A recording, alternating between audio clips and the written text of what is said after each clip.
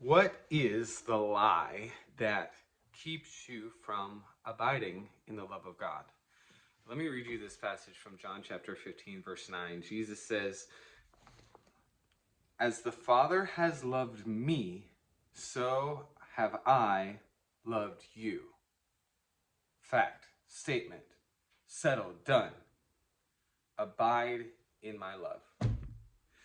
And then he says in the John chapter 15, many times, abide in me, let my words abide in you, abide in my love, and uses that phrase several times and indicates to me, I believe there is a warfare associated with staying, abiding in the love of God, and that everything will come to assail you and to get you to get out of what he has given.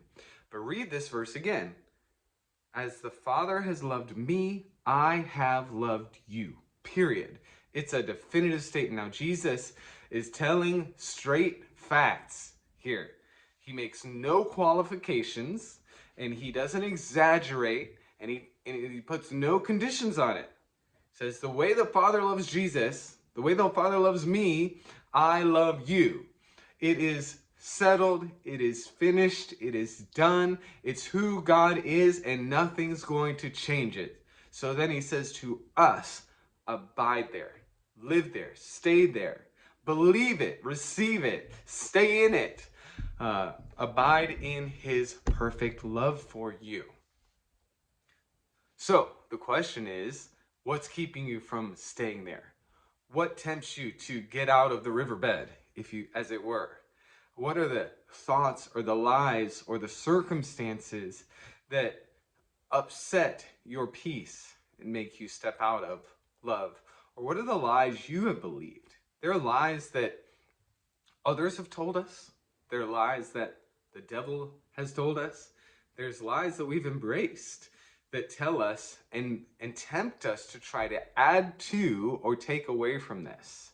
For instance, when I sin, I have to get back in God's graces. No, as the Father has loved me, I have loved you. Or we are tempted to think that, well, as long as I keep doing all the right things, but if I stop doing all the right things, or I'm not really praying as much as I should, or obeying the way that I should, that somehow you diminish his love for you. You cannot. It's already settled. It's already done. There's a war going on to get you out of the love of God. Here's what you need to do. Stay in it. And I just want to encourage you today to try to identify those lies and speak the truth of God's love against them. Whether lies you believe about yourself, lies from religious systems that have told you need to perform, or the lies of the devil that tempt you into thinking you've messed it up, you're not doing enough, whatever they are, identify them and then cancel them with the truth of God's simple words. In the same way the Father loves Jesus, with perfection, with fullness, unending, unyielding, unreserved, unconditional love and passion, the all-consuming fire is the way he loves you. That's the way he loves me. That needs to be your confession in the middle of your darkest moment, your biggest struggle, when you're getting it right and when you're not getting it right.